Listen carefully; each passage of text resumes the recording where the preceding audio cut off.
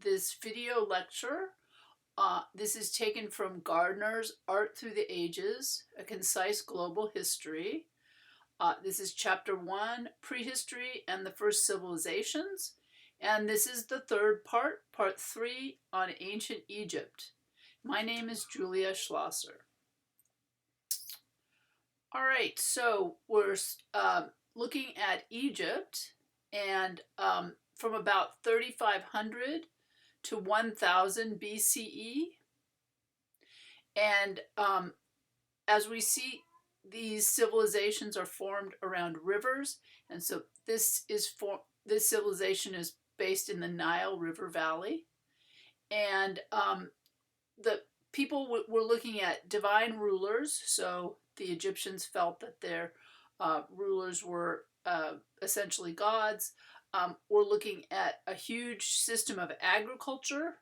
We're looking at hieroglyphic writing system. So the Egyptians had their own written system called hieroglyphs. And we're looking at polytheism. So the idea of many different gods, all, for kind of different reasons and different purposes. Ancient Egypt has a long history. The Old Kingdom went from about 2575 to 2134 BCE, and the New Kingdom from 1550 to 1070 BCE. And obviously there are gaps there. There was also the Middle Kingdom, and then there were kind of periods in between these major. Each of the Old Kingdom, Middle Kingdom, and New Kingdom represent periods of stable political systems, and then there were periods of instability in between. Obviously, we don't have time to go into the very complex history, but we'll talk a little bit about it. All right, ancient Egypt was blessed with ample sources of stone of different hues, so different colors, suitable for carving statues and fashioning building blocks. The ancient Egyptians left to posterity a profusion of spectacular monuments spanning 3 millennia, so 3,000 years. They built, and you guys can immediately picture what the pyramids look like and the Sphinx, and so we'll look at some of these. Many of these, as in Mesopotamia, glorify gods, and they were also set up by kings whom the Egyptians believed were also divine. Indeed, the Egyptians devoted enormous resources to erecting countless monuments and statues to honor their god kings during their lifetime, and to constructing and furnishing magnificent tombs to serve as the divine kings' eternal homes in the afterlife. The backbone of Egypt was, and still is, the Nile River, which through its annual floods supported all life in that ancient land. Even more so than the Tigris and the Euphrates rivers of Mesopotamia, the Nile defined the cultures that developed along its banks.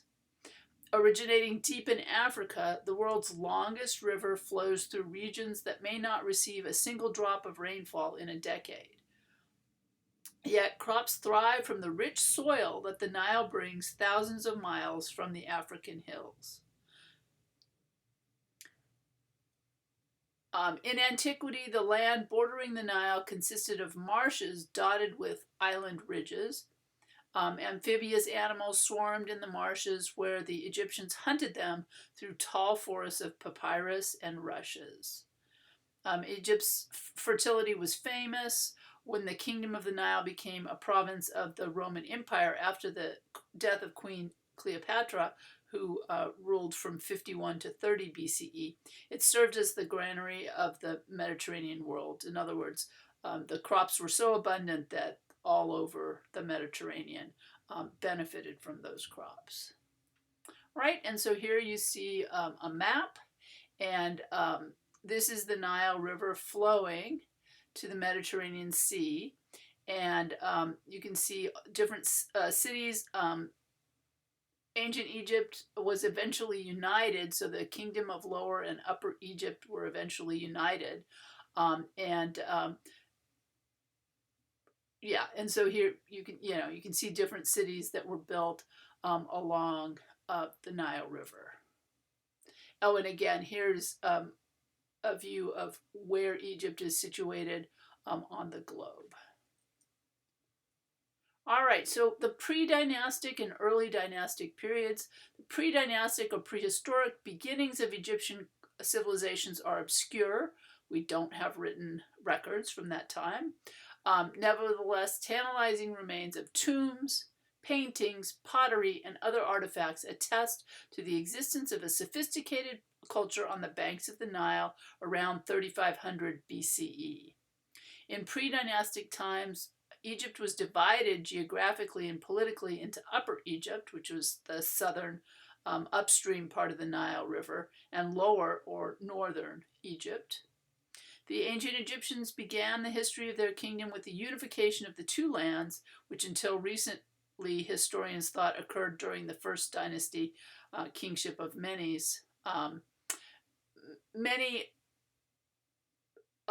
Egyptologists have identified Menes with King Narmer, and so we're going to look at the palette of King Narmer, whose image and name appear on both sides of a ceremonial palette. So this is a large stone slab which has a circular depression here. And the palette is an elaborate, formalized version of a utilitarian object commonly used in the pre-dynastic period to prepare eye makeup. So the Egyptians wore dark eye makeup to protect their eyes against the glare of the sun. And so they would grind up their eye makeup in this depression here. Narmer's palette is the earliest extant labeled work of historical art. So that's kind of a big deal. Extant mean that it still survives, and we know because of the Egyptian writing, the hieroglyphs, we know Narmer's name, and so the palette of King Narmer from about 3000 to 2920 BCE, from sometime in that period, and this has a back and a front. All right, so the palette of King Narmer. The palette records the unification of Upper and Lower Egypt at the end of the pre-dynastic period. So historians now think that this unification occurred over several centuries. So it took a long time for Upper and Lower Egypt to kind of come together as one country. But this palette presents the creation of the Kingdom of Two Lands as this great event. So and you can see here that these two kind of cat-like creatures with their necks intertwined, and historians think that this represents the unifying of Upper and Lower Egypt into one country. So, yeah, even though we don't know exactly how or when it happened, that historians feel that this palette celebrates that event. All right, and so you can see the back of the palette of King Narmer, and again, this is about 2 feet high, so this is a pretty big piece of stone, and we're going to talk about here is King Narmer, and here he's wearing the what they call the bowling pin crown of Upper Egypt. And then again, this is in registers. Remember, we talked about the registers. So we have 1 register, 2, and 3 on the back. And then here we have 1, 2, 3, 4 on the front. And here he's wearing the kind of cobra, the red cobra king. Crown of Lower Egypt. Okay. All right, so on the back, Narmer's palette is the earliest surviving labeled work of historical art.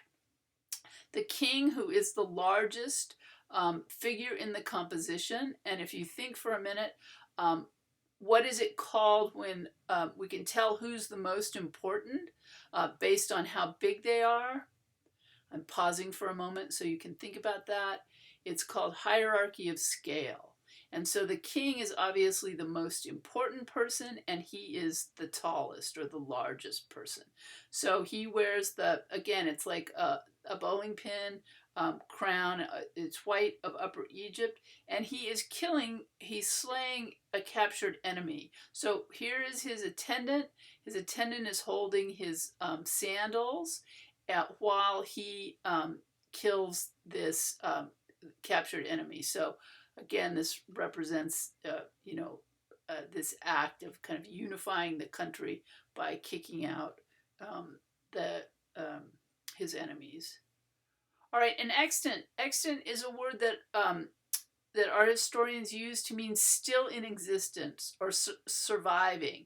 And so if we say the original artwork is still extant, that means it still exists. Sometimes we know about artworks that were destroyed because we maybe have a drawing or something, but the artwork is no longer, we no longer have the artwork. But if an artwork is extant, it means it's still in existence.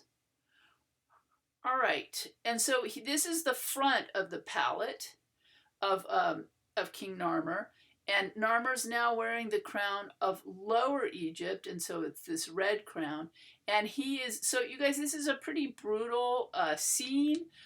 Basically, he has all of the enemies that his troops have killed, and they're all lined up here with their heads cut off and their heads placed between their legs, so it's quite a brutal scene. And the king, again, the largest figure, is overlooking this, is, kind of looking at, he's surveying this, what has happened. Up here we have a cow, the head of a cow, which represents the goddess Hathor. And then we have the two beasts with their necks entwined. And do you see how it's kind of hollowed out here? This would have been where they would grind up the eyeliner. But this probably wasn't really used as an actual palette because it's so beautiful. It was probably on display someplace. All right, at the center of the palette, the intertwined animal necks may symbolize the unification of Upper and Lower Egypt. All right, King Narmer's palette is important not only as a document marking the transition from a prehistorical to the historical period in ancient Egypt, and prehistory would be before they had writing, and the historical period would mean that we can read the hieroglyphs and understand what's happening on the palette. But also this is a kind of an early blueprint of a formula for figure representation that characterized most Egyptian art for 3,000 years. So we have a lot of Egyptian art, and a lot of it remained very similar from beginning to end. There were some disruptions, but the way that they portrayed figures is very similar. At the top of each side of the palette are two heads of a cow with a woman's face, which scholars usually identify as Hathor, and Hathor is a god, and she's the divine mother of all Egyptian kings. But of course, there's always, it may be another sky goddess, but we're going to go with Hathor. And between the goddess's head is a hieroglyph, so it's a little hard to see right here, but this is Egyptian picture writing hieroglyphs, and this is Narmer's name. And the frame around it represents the royal palace. And again, this is the story of how Narmer defeated these troops, defeated the enemy, and then united Upper and Lower Egypt.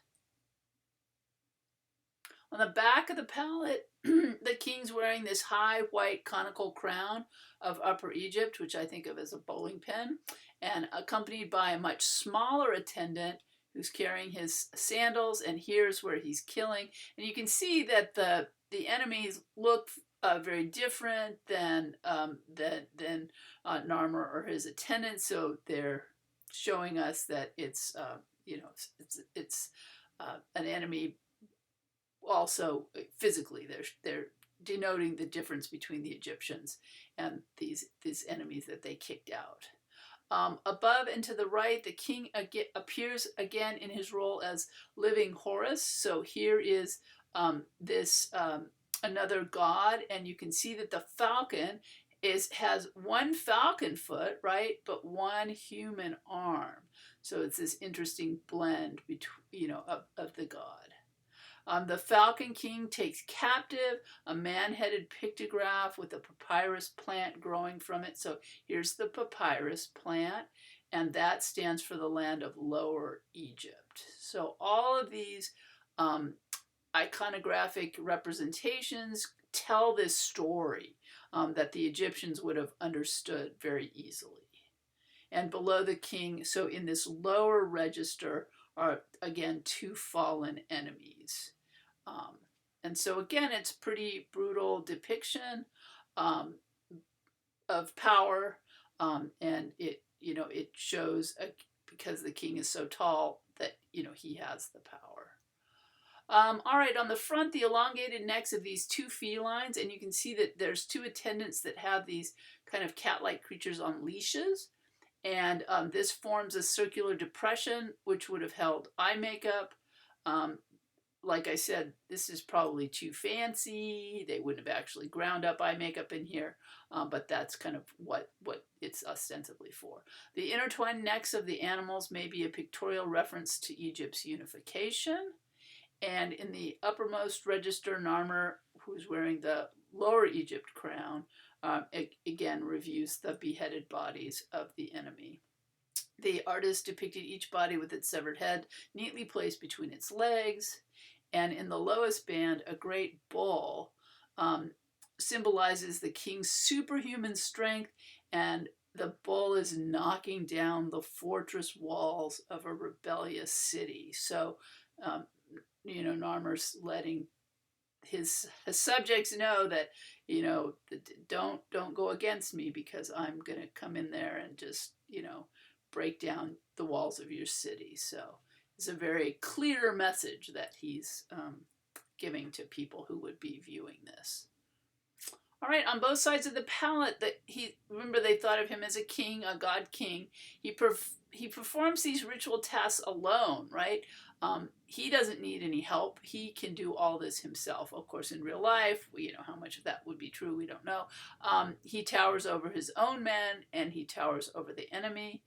And so this isn't really referencing a particular battle. It's not something specifically historical, but what was important was the characterization of the king as this supreme, isolated from, and larger than all ordinary men, and solely responsible for the triumph over the enemy. So this is a common way that rulers have depicted themselves. We can think of Napoleon, sort of doing the same thing many centuries later.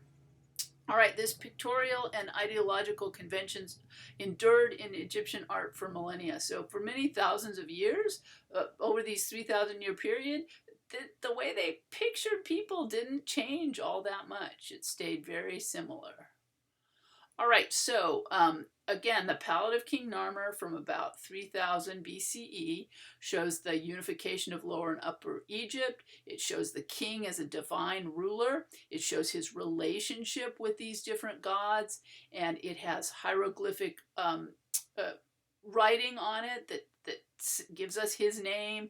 And again, we see that hierarchy of scale, which just means that if you look at this, you can tell who the most important person is because they are the tallest, the biggest. So even over here where the registers are smaller, he's still way taller than everybody else.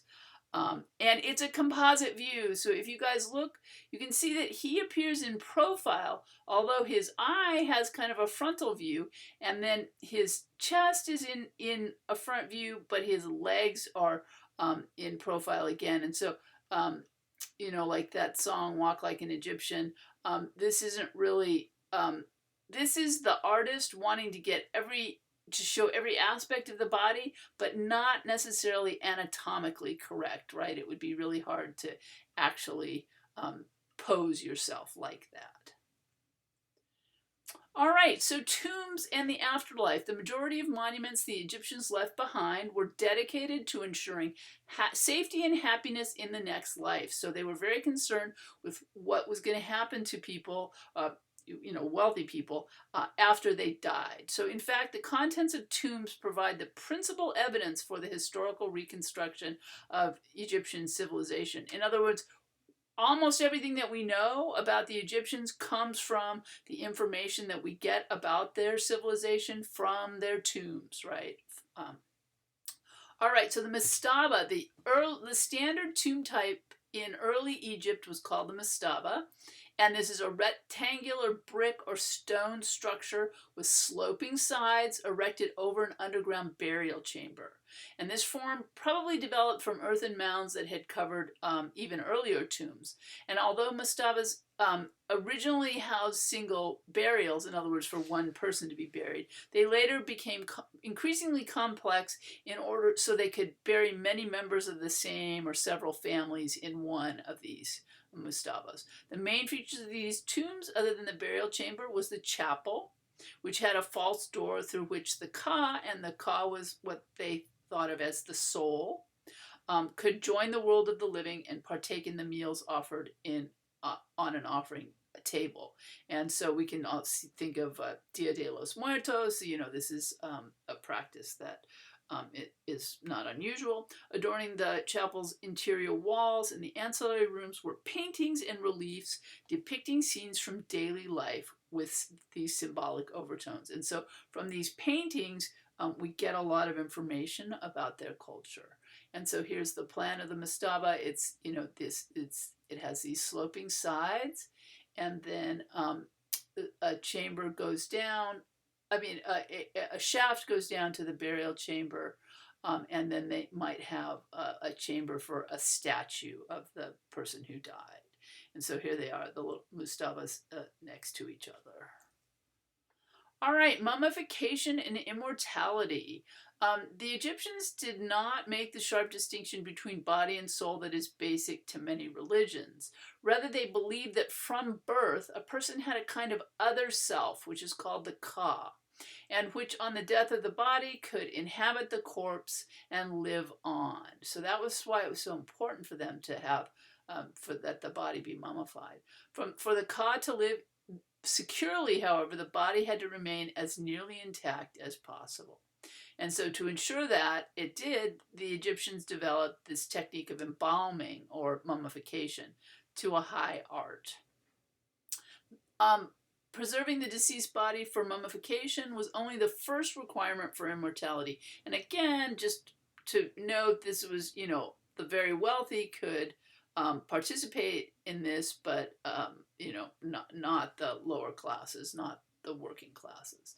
Food and drink also had to be provided, as did clothing, utensils, and furniture. Often, Egyptian tombs contained papyrus scrolls with collections of spells and prayers needed to secure a happy afterlife. So this was a big part of their life on Earth, was thinking about what their life was going to be like after death. Nothing that had been enjoyed on Earth was to be lacking in the tomb. They also set up portrait statues of the dead in their tombs, and these statues guaranteed the permanence of the person's identity by providing substitute dwelling place for the Kas. So in case something happened to the mummy, to the body, the embalmed body, the person's Ka could live on in these statues of the person that were in the tomb. Wall paintings and reliefs recorded the recurring round of human activities, so it was like life was going to go on in the afterlife, just like it had in regular life. The Egyptians hoped and expected that the images and inventory of life collected and set up within the protective stone walls of the tomb would ensure immortality. All right, so this is from the early dynastic period. And you will look here and notice that we have the name of the architect, Imhotep. And so really the first recorded name of an architect. And this is a stepped pyramid. So you can see it's like a series of mustabas kind of put on top of each other. And it's thought that this might have been, like a staircase to going up to the afterlife. And this is the pyramid of Djoser, who was the pharaoh. And this is from the 3rd dynasty, so about 2630 BCE. BCE. All right, so Djoser's tomb, the first pyramid, resembles a series of stacked mastabas. It was the centerpiece of an immense funerary complex, glorifying the god king and his eternal existence in the hereafter. One of the most renowned figures in European history was Imhotep, the master builder for King Djoser of the Third Dynasty. And you can see that the king ruled between 2630 and 2611. Imhotep is the first recorded name of an artist or an architect. A man of legendary talent, he also served as Djoser's official seal bearer and as a high priest of the sun god Re, who was a very important god. He designed Djoser's step pyramid at Saqqara near Memphis on the Nile. This was Egypt's capital at the time. And the pyramid was the centerpiece of this huge 37-acre rectangular enclosure, and it was surrounded by this wall of limestone 34 feet high, so 3.5 stories high and 5,400 feet long. So this huge complex where Djoser would be able to live his afterlife. The huge precinct also enclosed a funerary temple where priests performed daily rituals in celebration of the divine king, of the god king. Right, so built before 2600 BCE, Djoser's pyramid is one of the oldest stone structures in Europe, and in its final form, the first truly grandiose royal tomb. So this is just this huge tomb for the king. It was begun as a large mastaba. Each of the faces, so they aligned it north, south, east, west, and the tomb kept getting bigger, right? Djoser kept making it larger before it came to this stepped pyramid shape. It's about 200 feet high, and it seems to be composed of a series of mastabas of diminishing size, like they're stacked up on each other. And it was to protect the king and his possessions, and to symbolize his absolute and godlike power. Beneath the pyramid was a network of several hundred underground rooms and galleries, so it was like an underground palace for him to live in after he died, and this would be his new home in the afterlife. All right, and so we can see this is a funerary precinct, so this big complex of underground and above ground buildings. There were burial pyramid and temples, the pyramids based on the mastaba, and the symbol of the king's godlike power. And it's the first named artist in recorded history is Imhotep. All right, so moving on from pre-dynastic to the Old Kingdom. And the Old Kingdom went from 2575 to 2134 BCE. During the Old Kingdom, the Egyptians built 3 colossal pyramids at Giza, emblems of the sun on whose rays the pharaohs ascended to the heavens after their death. So you can see that everything in Egyptian culture had a very symbolic meaning. So the pyramids were like the rays of the sun. Old Kingdom artists established statuary types that would dominate Egyptian art for 2,000 years. So again, they didn't change their art form very much over time. The artists suppressed all movement in the statues to express the eternal nature of divine kingship. So it's like these kings are frozen in time forever. They'll be youthful forever as they're frozen in time. The Old Kingdom is the first of 3 great periods of Egyptian history called the Old, the Middle, and the New Kingdoms. We could spend an entire semester looking at Egyptian art. We're just going to take a very brief peek at the Old and the New Kingdoms. All right, so the 3 pyramids at Giza took the shape of the benben. So this is an emblem of the sun god Re, and it's the kind of the top of the capstone of the pyramid.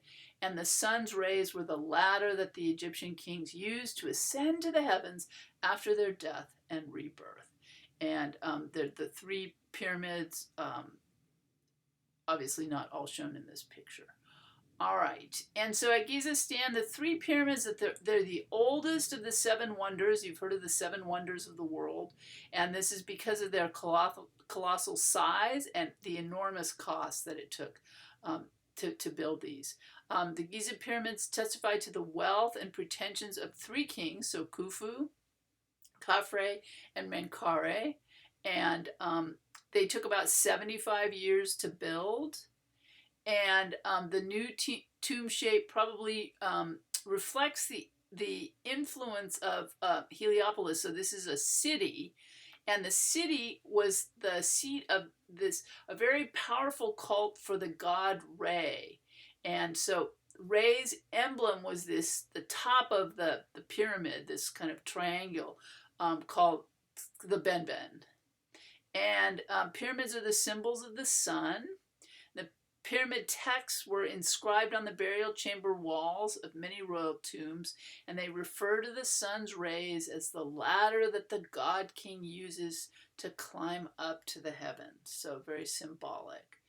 And the pyramids were where the Egyptian kings were reborn in the afterlife, just as the sun is reborn each day at dawn. So they were very, they watched the path of the sun, or, as the sun moved across the sky. The tomb of Khufu is the Great Pyramid. It's the oldest and the largest. And again, if you think this pyramid covers 13 acres, and it's almost 800 feet tall. The length of each side is almost 800, and it's about 450 feet tall.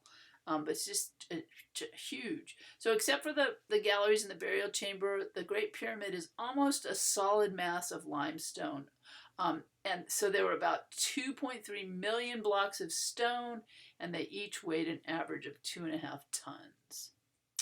All right, and so then here you can see the three pyramids and all of the kind of complex around them that was built up. And okay. Oh, and the Great Sphinx as well. And then there's also all these other mastabas for the royal family and the noble men who were obviously not as great as the pharaohs who were going to be buried in the pyramids. All right, so let's look at a sculpture of Menkaure, and one of his wives, they think, or maybe it's a goddess, but they think it's one of his wives. So they made seated statues, but the other kind of statues that they made were these standing figures. And they really had very basic formula, and they this was how they represented human figures. And again, this is about 4.5 feet tall, so it's very, a very tall sculpture. So the image of a person or a deity standing, either alone or in a group. So here we have Menkaure and one of his wives, or the goddess Hathor, and this once stood in Menkaure's Valley Temple at Giza. All right, so here the figures are wedded to the stone block, so it's like they carved them out of this stone block, and then you can see, parts of the stone still remain. Menkaure's pose, duplicated in countless other Egyptian statues, is rigidly frontal, with the arms hanging straight down and close to his well-built body. He clenches his hands into fists, and with the thumbs forward, and he advances his left leg slightly, but no shift occurs in the angle of the hips to correspond to this uneven distribution of weight. And his wife stands in a similar position. Her right hand circles around the king's waist. So here's her hand. And her left hand rests gently on his left arm. And this frozen stereotypical gesture indicates their marital status, or if they were king and goddess, their shared divinity. The two figures show no other sign of affection or emotion, and they don't look at each other, but they both look out into space. All right, so this would be sculpture for the king's temple. And this would also be a place that the king's ka, or kind of soul, could live after he died. And again, it's a symbol of rulership. You can see he's wearing the fake beard, which indicates that he's the ruler. And it's that they have ideal proportions of this godlike king, and we'll see these proportions repeated over and over again. And so it's a timeless double portrait with typical Egyptian pose. And the queen's pose indicates marriage. That's why they think that it's the queen rather than the god. But all right, so we're moving on to a relief mural, and this is of Tai watching a hippopotamus hunt. And this came from the mastaba of Tai, who was a government official. All right, so the canon, the idealized image of Tai, is typical of Egyptian relief sculpture. Egyptian artists regularly ignored the endless variations in real body types of human beings. Painters and sculptors did not sketch their subjects from life, but they applied a strict canon or system of proportions to the human figure. And we'll see this canon might change slightly from location to location, but they really use this grid system to draw their figures over and over and over again. So they first drew a grid on the wall, and then they placed various human body parts at specific points. So they would count down, for the neck, two squares down from the head, and then for the shoulder, 2 squares over. And so the height of the figure, for example, was a fixed number of squares, and the head, shoulder, waist, knees, and other parts of the body also had a predetermined size and place within the scheme, and it did not vary that much. So this approach to design lasted for more than 2,500 years. And specific proportions might vary from workshop to workshop and change a little bit over time, but the principle of the canon persisted. All right, so Ahmose I, the final conqueror of Hyksos and the first king of the 18th dynasty, ushered in the new kingdom. So this is the most glorious period in Egypt's long history. At this time, Egypt extended its borders by contrast from a conquest from the Euphrates River in the east deep into Nubia to the south, and the new capital, Thebes, in Upper Egypt became a great metropolis, a big city with magnificent palaces, tombs, and temples along both banks of the Nile. And the Egyptian kings began to call themselves pharaohs during the New Kingdom. And the New Kingdom lasts from 1550 to 1070 BCE. All right, and so we're looking at, this is a mortuary temple, so this would have been a temple for after she died, for Hatshepsut, and this is around 1473 BCE. And so she builds this amazing temple into the rock. All right, so Hatshepsut, sorry, I have trouble with that name, was a really interesting figure. She was the first great female monarch whose name we know. So the first female, pharaoh or queen whose name has been recorded. For 2 decades, she ruled what was then the most powerful and prosperous empire in the world. And as always, Egyptian sculptors produced statues of the pharaoh in great numbers for display throughout the kingdom. Hatshepsut uniformly wears the costume of the male pharaohs, so she dresses as a male with a royal headdress and a kilt, and in some cases her statues even have that false ceremonial beard that all the pharaohs wore. And many inscriptions refer to her as His Majesty. So she really crossed over these kind of traditional gender roles. She created a whole reason why she should be the pharaoh, and even though she was a woman. Okay, so one of the most impressive of the many grandiose monuments that were built during the New Kingdom is her mortuary temple.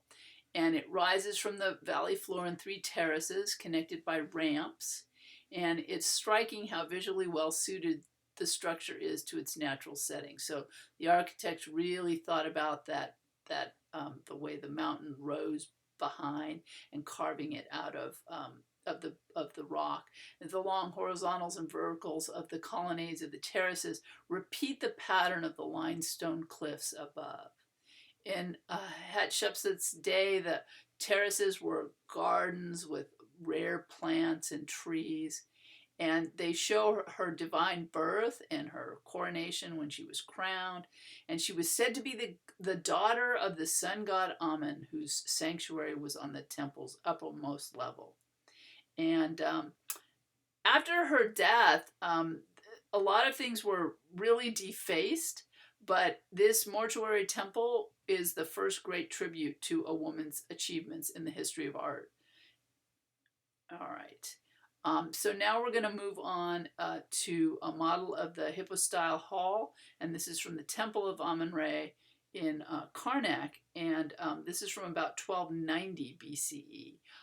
And what we're looking at is this really interesting architectural construction of the clerestory, which allows light to come in and light up this gigantic structure. So the 2 central rows of columns in Karnak's hypostyle hall are 75 feet high, with these columns are 22 feet in diameter, and the columns support a clerestory that admitted sunlight to illuminate the hall's interior. So you can think about these giant rooms, right, these structures, but they don't have window, they don't have glass, right? And so they figured this out, a way to, even though there was still stonework, there were holes or gaps in the stone which would allow light to come in.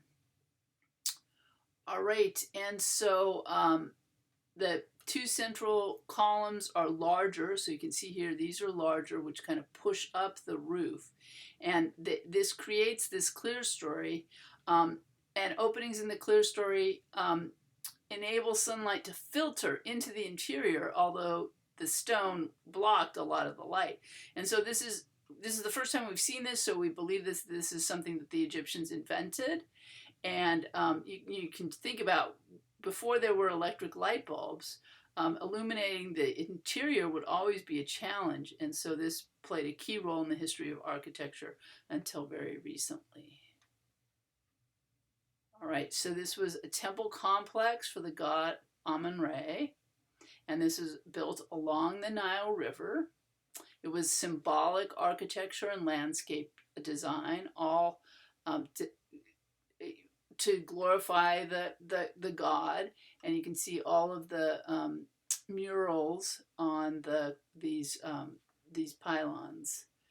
And it's a pylon temple on symmetrical axis, and it restricted, so there was restricted access. Not everybody got to come in here, only the most important people. All right, so we're going to look briefly at a new kingdom ruler named Akhenaton. He ruled from 1353 to 1335 BCE, and he is really one of the only examples of a dramatic change in Egyptian art. But of course, once he died, everything changed back, but it's interesting to think about. So let's look at a religious upheaval that happened during the New Kingdom, and for a corresponding revolution in Egyptian art. In the mid-14th century BCE, it's Amenhotep IV, but he changed his name to Akhenaton, and he abandoned the worship of most of the Egyptian gods. So Amun-Re, these really important gods, he said, no way. And he decided that this one god, Aten, who he identified with a sun disk, would be the universal and only God. So he took all the other gods and said, nope, and we're just going to worship this one God. He deleted the name of Amen from all the inscriptions, even from his own name and that from that of his father. You can see Hotep Amen, the name of the god, is part of the name of the pharaoh. And he emptied the great temples. He really made the priests angry, and the priests were very important at that time. He moved his capital downriver from Thebes to Amarna, and he called it Akhenaton, the horizon of Aten. So he just kind of dumped the whole temple complex, and he claimed to be the son of and the sole prophet of Aten. And in stark contrast to earlier practices, artists represented Akhenaton's god not as an animal or as a person, but simply as a sun disk emitting these life-giving rays of a sun. So this was a dramatic transformation. And the pharaoh who followed Akhenaton quickly reestablished the priesthood of Amen and restored the temples and the inscriptions. So he was really an outlier. His religious revolution was soon undone, and his new city was abandoned. But it's fascinating to think about. All right, and so here he is. Here's Akhenaton. And during this brief heretical episode of Akhenaton, profound changes also occurred in Egyptian art. And so this was a huge statue of himself, which was toppled, as we've seen statues, when pharaohs go out of power, when kings go out of power, that people push over the statues, and they buried it, but then they found it later. And so, but you can see that it's very different kind of depiction of the body. It's an effeminate body. It had all these kind of curvy contours, this long face with these very full lips and these heavily lidded eyes. This is very different from the idealized faces and the heroically proportioned bodies of the pharaoh's predecessor. So his body is curiously misshapen. He has weak arms, a narrow waist, protruding belly, wide hips, and fatty thighs. And modern physicians have tried to say, well, maybe he was sick or something, but they can't really agree on a diagnosis. And the idea that this statue is an accurate depiction of a physical deformity is probably not true. Some art historians think that Akhenaton's portrait is a deliberate artistic reaction against the established style, paralleling the suppression of traditional religion. And they argue that his artists tried to formulate this new kind of androgynous image of the pharaoh as a manifestation of Aten, this sexless sun god. He also used all these curving shapes rather than these rigid lines. But we don't really know. The only thing we do know that the style was revolutionary and very short-lived. Only, it lived as long as he was in power. Akhenaton initiated both religious and artistic revolutions. This androgynous figure is a deliberate reaction against tradition, and it may be an attempt to portray the pharaoh as Aten, this sexless sun disk, right, rather than an animal or a person. All right, and then we'll wrap up by talking about the statue of Akhenaton's wife, Nefertiti. And this is a painted limestone bust of Akhenaton's queen, Nefertiti. Her name means the beautiful one has come. This also breaks with the past. The portrait exhibits an expression of entranced musing and an almost mannered sensitivity and a delicacy of this curving contour. She was an influential woman during her husband's kingship. She frequently appears in the decoration of the Aten temple at Karnak, and not only equals her husband in size, but sometimes she also wears the headgear, those crowns of the pharaohs. So, possible that they shared power much more. All right, so excavators discovered the portrait illustrated here in the workshop of the sculptor Thutmose, and it's deliberately unfinished model, very likely by Thutmose's hand. The left eye socket still lacks the inlaid eyeball, making the portrait a kind of before and after demonstration piece.